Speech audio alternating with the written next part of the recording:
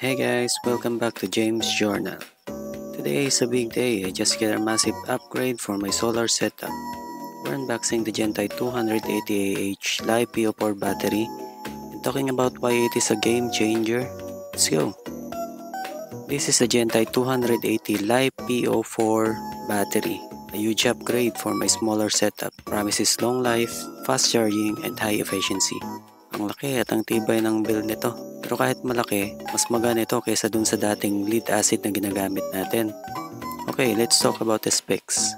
This battery can last up to 10 years with 3,000 to 6,000 charge cycles. Ibig sabihin mas matagal ito kaysa dun sa lumang lead acid batteries. Sa dati kong setup, limited ang paggamit ko ng power. Pero with this 280Ah capacity, mas matagal ko nang magagamit ang mga appliances ko. Perfect for off-grid and solar setups. At syempre, may built-in itong Battery Management System o BMS. Kaya protected laban sa overheating, overcharging, at short circuits. Excited na akong i-test ito sa solar setup ko. So sa susunod na mga videos ko, ipapakita ko kung gaano ito katagal na magagamit sa mga appliances natin.